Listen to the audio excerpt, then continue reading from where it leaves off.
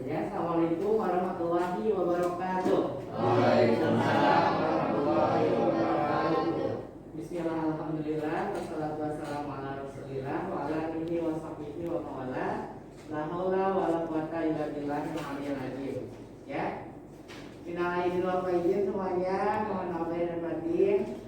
Alhamdulillah ya, pada kesempatan kali ini kita dapat bertemu lagi di kelas yang sama dengan mata pelajaran yang sama. Ya, pada kali ini kita akan membahas materi untuk mengevaluasi hasil penaat gambar. Namun sebelumnya, sebelum belajar, kita berdoa terlebih dahulu. Berdoa dalam hati dipersilakan.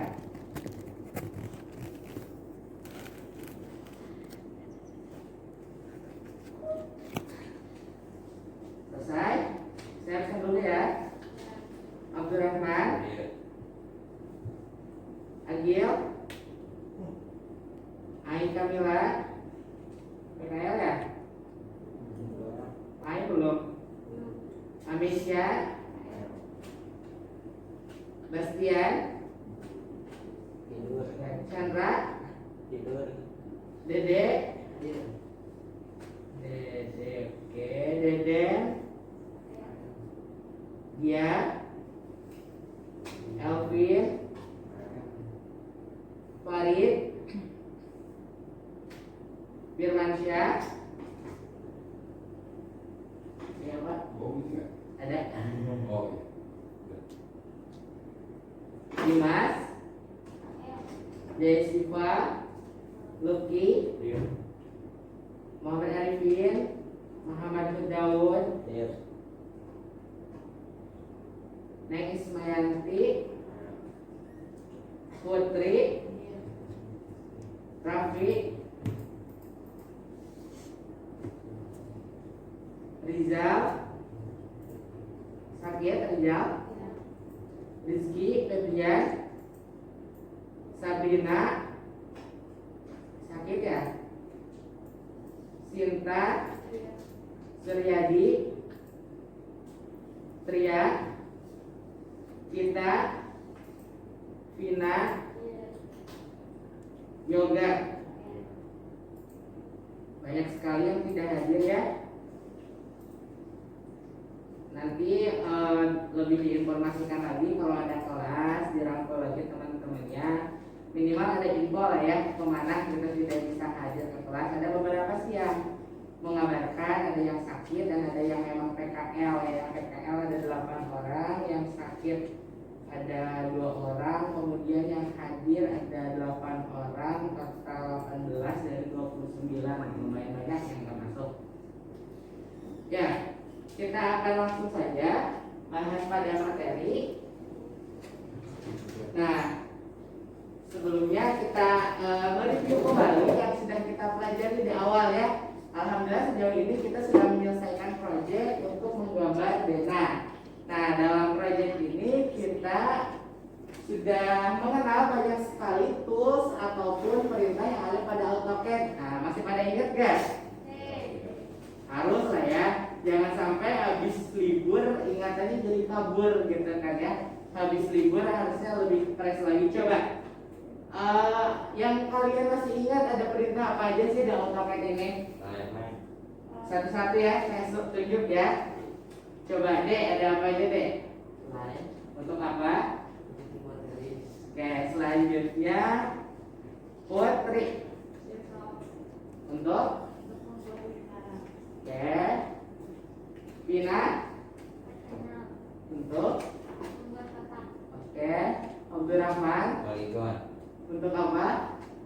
Poligon untuk membuat banyak Poligon, oke. Selanjutnya siapa lagi? Raffi? Ada apa aja? Raffi jarang masuk ya di awal ya. Nah, kalau yang gak masuk harusnya bisa tanya ke temennya materinya ada apa aja. Nantilah bisa habis saya hari ini nanti dijelasin lagi ada apa aja. Selanjutnya Sinta? Ada unit untuk mengatur satuan. Oke. Yang belum absen siapa? Lucky. Polyline untuk Polyline. Ayo, polyline untuk menghapus garis bukan? Bukan ya, sesuai namanya tuh polyline. Kalau menghapus apa menghapus? Bisa. Kalau menghapus lebih ke eraser. Kalau ada satu lagi itu trim untuk memotong. Ayo, ada apa lagi? Tadi udah ada circle, line, rectangle, ada hash katanya. Untuk apa coba? Luki ingat nggak hash?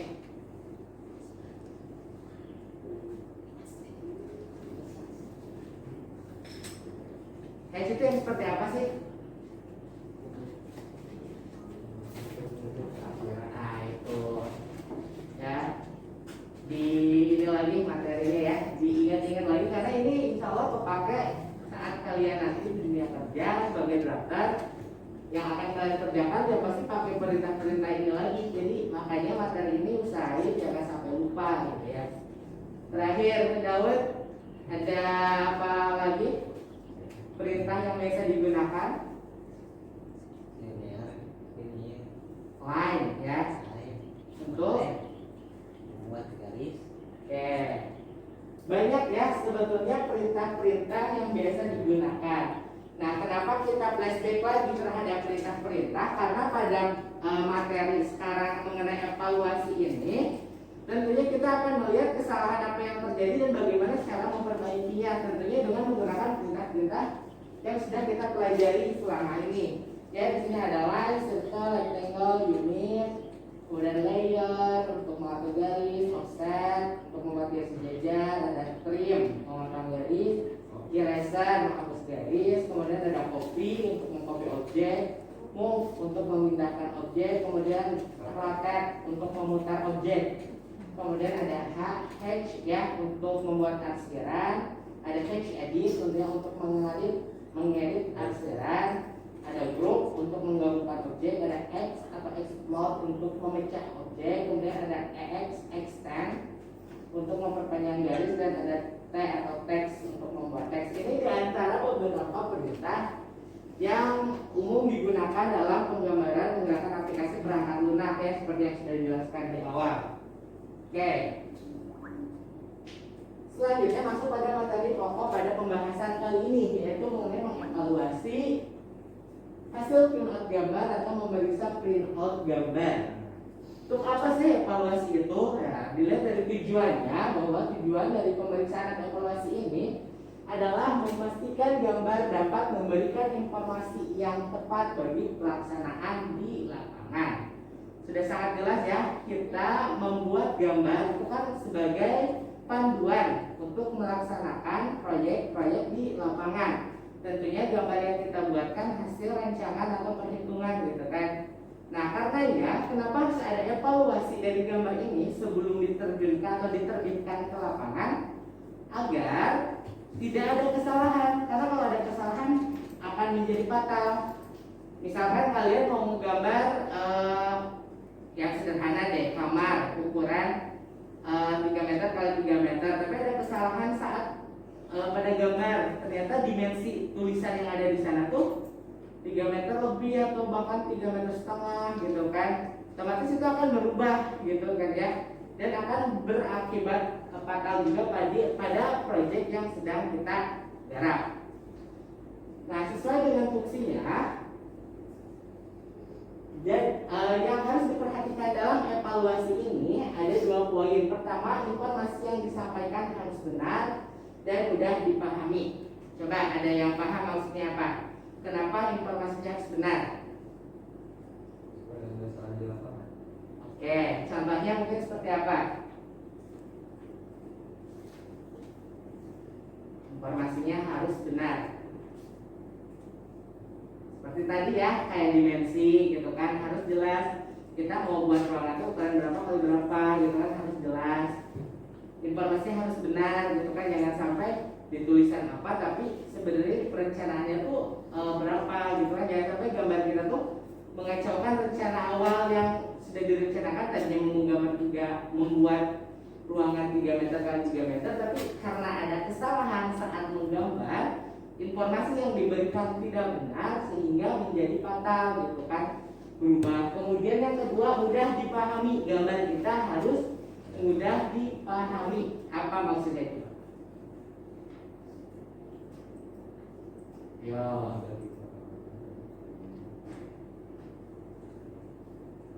Gambar yang mudah dipahami, yang sekilas deh. Di gambar kan ada tulisan kok. Biar mudah dipahami gimana sih? Supaya gampang digambar di lapangan. Kalau kalian mau memahami gambar, biasanya dilihat apanya? Ya, dibaca ukuran-ukurannya gitu kan. Nah, berarti biar bisa dipahami hal-hal yang ingin disampaikan gitu kan, seperti dimensi dan sebagainya itu harus jelas tertulis gitu kan, dari ukurannya, ukuran huruf gitu kan. Jangan sampai kita memberikan informasi dengan ukuran yang terlalu kecil sehingga tidak terbaca, tidak bisa dipahami kan, percuma saja gitu kan. Berarti ini tuh adalah faktor-faktor yang harus kita evaluasi dari gambar yang telah kita buat gitu. Apakah tulisannya sudah terbaca, apakah dimensinya sudah tepat, seperti itu kan. Agar kembali lagi nanti proses penggarapan atau pengerjaan di lapangannya itu sesuai dengan perencanaan atau yang diharapkan gitu. Jangan sampai gambar kita ini salah sehingga pelaksanaan di lapangan juga nanti akan menjadi salah. Ya, tadi nih dari dua faktor ini nih, informasi yang disampaikan harus benar. Tadi terkait dengan dimensinya harus sesuai rencana kita berapa.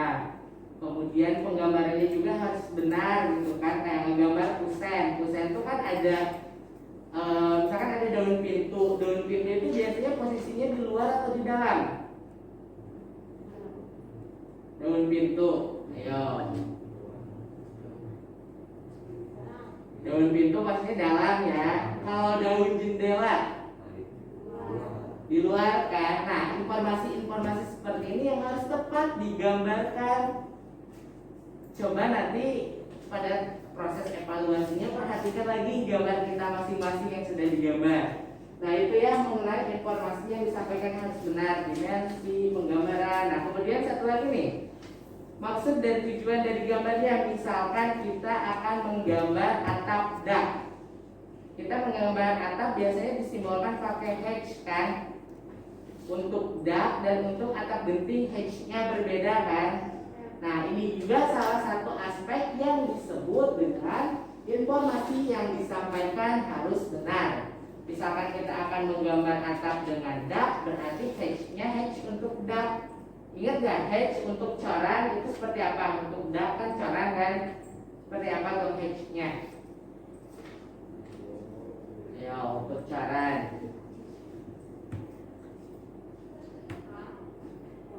Bentuknya deh, gambarannya, gambar hatch-nya. Untuk coran tuh hatch-nya segitiga, kemudian ada titik-titik banyak gitu kan, segitiga besar kecil gitu. Nah, itu tuh hatch dak. Berarti kalau kita akan menggambar atap dak ataupun dicor gitu kan, berarti simbolnya harus menggunakan itu. Beda lagi dengan untuk misalkan kita akan menggambar atapnya menggunakan atap genting, ada hatch-nya tersendiri yang menggambarkan bahwa itu adalah genting. Kemudian untuk dinding juga, dinding kan pakai hatch-nya apa? Garis miring lah ya, gambarannya seperti itu, di otaknya ada. Nah, ada juga dinding yang berbeda, terkhusus di plesterannya ada disebut plesteran rasram. Ini khusus di area yang basah seperti kamar mandi. Itu harus disimbolkan dengan plesteran yang berbeda. Kenapa? Karena menyangkut dengan material yang akan digunakan. Plesteran biasa untuk interior, kadang biasanya dibedakan dengan plesteran untuk eksterior, untuk luar. Nah, yang membedakan di sini kalau dari gambar otomatis dari simbolnya, sehingga nanti pelaksana tahu, oh kalau simbolnya ini untuk plesteran dalam, polos, garis polos gitu kan. Berarti campurannya campuran biasa untuk plesteran. Sedangkan kalau oh ini plesterannya pakai simbol yang berbeda, oh ini berarti plesteran khusus nih gitu kan. Berarti ini menggunakan campuran khusus. Untuk eksterior biasanya semennya yang waterproof dan sebagainya, agar kalau eksterior kan jelas di luar terkena paparan hujan dan sebagainya agar tidak merambas ke dalam seperti itu. Nah ini sangat penting sekali digambarkan mengenai informasi-informasi apa aja yang akan diberikan. Ini harus diperhatikan kembali agar ya sesuai yang diharapkan. Kan niat yang kita udah modal tuh udah siap nih.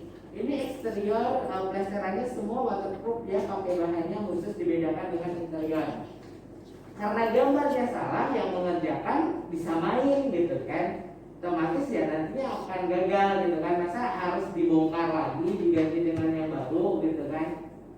Nah itu pentingnya mengevaluasi gambar ini sebelum diterbitkan ke pelaksana.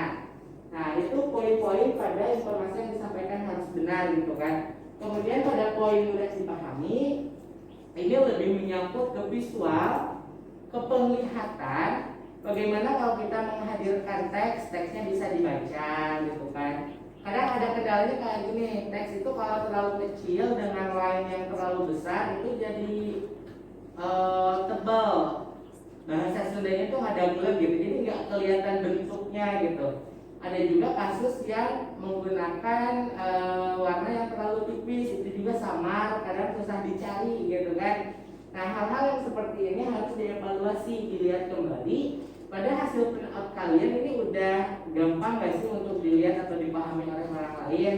Nah itu masalah visual tulisan gitu. Kemudian visual garis nih, kita kan ngegambar pakai garis berbeda-beda, ada garis menerus, ada garis putus-putus. Itu pun memberikan informasi yang berbeda gitu kan, mana garis khayal, mana garis nyata gitu kan, karena ini akan sangat berpengaruh pada pelaksanaan di lapangan nanti. Nah karenanya ketika misalkan kita akan membuat garis putus-putus, setelah di print out kita harus evaluasi kembali, dilihat kembali ini garisnya udah putus-putus belum sih, jangan sampai ini garisnya malah terlihat menerus gitu kan, walaupun udah kita setting putus-putus tapi karena terlalu dekat putus-putusnya sehingga terlihat menerus, otomatis itu menjadi susah dipahami gitu kan, ini garis putus-putus atau garis menerus. Nah kurang lebih seperti itu mengenai evaluasi gambar hasil print out dari AutoCAD ini.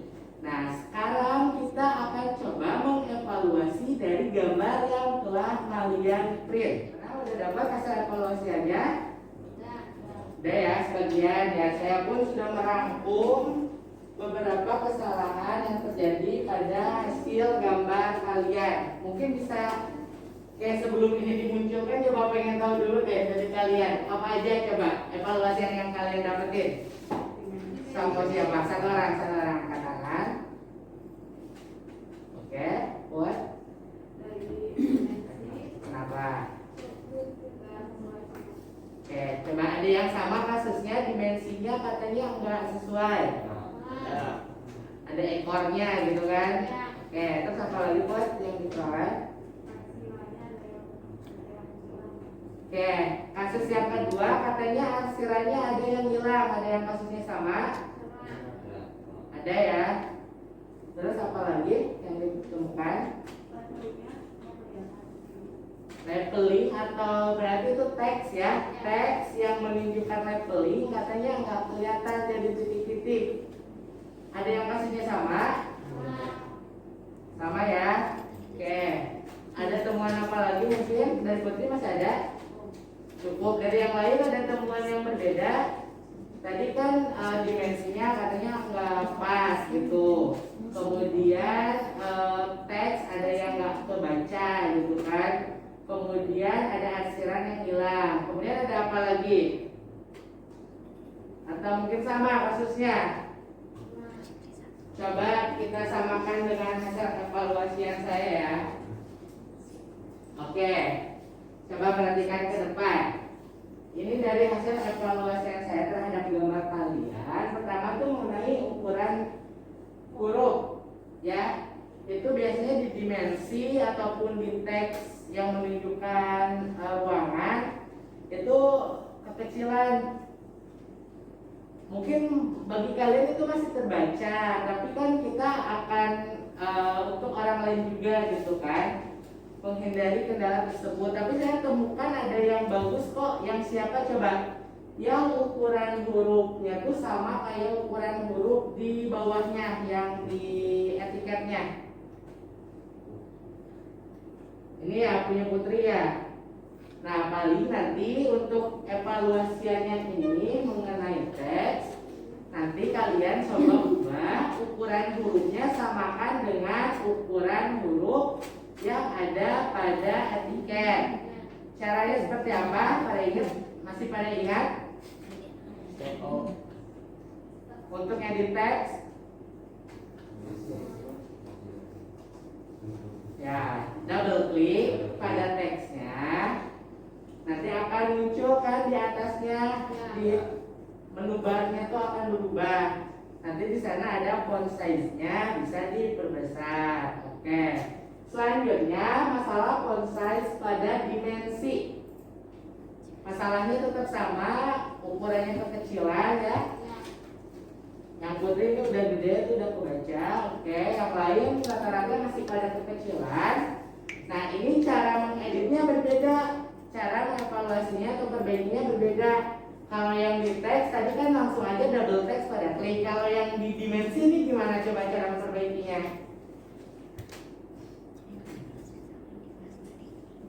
Ya, pada ingat ya. Kalau terkait dengan dimensi berarti pakai perintah D ya, dimensi D enter. Nah, baru di sana nanti ada pengaturannya untuk font size-nya, tinggal kalian perbesar. Oke, ini adalah evaluasi mengenai font size dan udah saya kasih tahu cara memperbaikinya tadi seperti apa. Nanti di akhir penjelasan kalian perbaiki ya. Selanjutnya ada kekeliruan dalam penggambaran kusen. Ternyata saya dapati ada nih beberapa, coba cek Abdurrahman kalau nggak salah, Pina, Dede, coba kusen bagian depan di ruang tamu kalian, kusen jendela, ya, si daun kusennya, daun jendelanya itu berada di dalam. Yang double garis saja kelihatan di gambar, di dalam kan, bukan di luar. Nah, itu bisa jadi kekeliruan, nanti yang masang ikutin itu gitu kan. Nanti apa jadinya di ruang tamu kalian kusennya menghadapnya seperti itu, salah kan? Harusnya kusen itu dan kusen jendela khususnya daun pintunya itu di posisi luar gitu kan. Nah, berarti itu cara memperbaikinya gimana tuh? Nah, untungnya kita udah buat kusennya itu jadi satu objek yang udah di grup kan. Nanti itu bisa langsung dirotet di tempat gitu kan. Oke, gampang lah ya untuk itu. Nah, ini sangat penting kan. Jangan sampai gambar kita tuh mengacaukan gitu kan. Salah persepsi gitu kan. Nanti yang laksanain bisa ngikutin gambar kita gitu kan. Dan hasilnya jadi salah gitu. Kecuali kalau emang dengan tujuan tertentu seperti itu, karena itu beda cerita lagi. Oke, selanjutnya masalah kerapihan dan kelengkapan garis. Tadi yang di akhir ya, ada garis terpotong gitu kan. Biasanya di kolom-kolom kalian tuh, kolom kan harusnya garisnya kotak tapi garisnya terpotong, sisa hatch-nya aja. Kemudian ada kurang hatch, banyak sekali tuh, apalagi di posisi dekat kusen pintu. Di sana kan ada dinding lah dikit gitu kan ya. Nah, itu juga tetap harus di hatch dengan hatch dinding. Biasanya itu masih pada polos, belum kena hatch. Ada juga yang hatch-nya hilang sama sekali, itu satu dinding hilang, satu pagar belakang hilang, ada kasus seperti itu. Ya, itu mungkin identifikasi dari saya saat mengedit kemarin itu kayaknya kejilat atau apa karena rusuh dan sebagainya gitu. Oke, selanjutnya ada dimensi yang tidak ada, ya maksudnya nggak dikasih dimensi. Nah, ini juga membingungkan kan, kalau kita mau ngebangun nggak ada dimensinya. Nah, ini ukuran berapa ke berapa gitu kan, dimensi sangat penting. Kemudian dimensi juga banyak tadi yang dikatakan di awal dimensinya nggak tepat, berekor. Kenapa sih? Nah, kalau ini lumayan berat kasusnya karena biasanya ini udah kesalahan dari awal ngegambar. Mungkin memang kalian kurang teliti dalam memasukkan dimensi. Jadi saat gambar akhir udah salah. Biasanya pada saat hatch untuk dinding. Nah, untuk nge-hatch dinding ini makanya dibedakan nih antara hatch dinding pagar itu kan dipisah, posisinya semua ke dalam, dengan hatch dinding yang di tengah itu kan ke kiri dan ke kanan seperti itu. Nah, ini bisa merubah nilai dari dimensi kalian. Jangan sampai kan ukuran lahan kalian punyanya 10 kali 15, tapi karena salah penggambaran jadi 15 kali 10,5 misalkan. Nah, itu gimana, mau pakai lahan orang nggak boleh gitu kan. Nah, makanya penggambaran ini harus benar-benar diperhatikan, terlebih masalah dimensi ya, karena ini sangat fatal seperti itu. Oke. Nah, dari hasil evaluasian ini sekarang saya minta kalian untuk memperbaiki gambar masing-masing sesuai dengan hasil evaluasian tadi ya. Cara-caranya sudah dikasih tahu kan, sudah dijelaskan masalah yang teks itu gimana, kemudian yang dimensi juga bagaimana. Silakan untuk diperbaiki. Oke. Ya. Evaluasinya udah ya, tadi semuanya sudah diperiksa juga, sudah banyak yang diperbaiki. Ada yang memperbaiki tadi skala arsirannya dan sebagainya, garis-garis, kemudian ukuran burungnya tadi sudah pada diperbesar, sudah diperbaiki semuanya. Oke, sekarang silahkan step saja. Kita akhiri untuk pertemuan kali ini ya. Kesimpulan dari pertemuan kali ini ialah bahwa evaluasi hasil printout ini menjadi penting untuk memastikan gambar kita tuh betul-betul memberikan informasi yang betul untuk pelaksanaan nanti di lapangan gitu. Kemudian yang menjadi kesimpulan yang kedua dalam mengevaluasi ini, selain kita harus mampu jeli untuk memprediksi kekurangan apa aja pada gambar kita, kemudian memperkirakan apa aja yang mungkin bisa menjadi hambatan pelaksana, baik itu dari apakah gambar kita kebaca dan sebagainya. Kita juga harus tahu bagaimana cara memperbaikinya, karena ya tadi juga sudah disampaikan bagaimana trik-trik untuk mengevaluasi atau memperbaiki gambar ini ya. Semuanya sudah diperbaiki kan ya. Mudah-mudahan pertemuan kali ini memberikan wawasan bagi kalian, menjadi ilmu yang bermanfaat bagi kita semua. Kemudian pesan lain yang disampaikan dari pembelajaran ini juga terkait tadi bahwa selain kita harus bisa mengetahui kesalahan, kita juga harus bisa memperbaiki kesalahan itu ya. Mungkin cukup sekian pembelajaran dan pesan yang dapat disampaikan untuk pertemuan kali ini. Sebelum pulang boleh dirapihkan terlebih dahulu alat-alatnya, silahkan di-save. Komputernya gak usah dimatikan, nanti dipakai kembali yang kelas yang lain, di kelas aja paling ya. Sudah dirapihkan, kita berdoa terlebih dahulu yuk semuanya. Posisi siap mengakhiri kegiatan belajar ini, marilah kita berdoa. Mudah-mudahan apa yang kita lakukan hari ini bernilai berkah. Amin. Berdoa di dalam hati dipersilakan.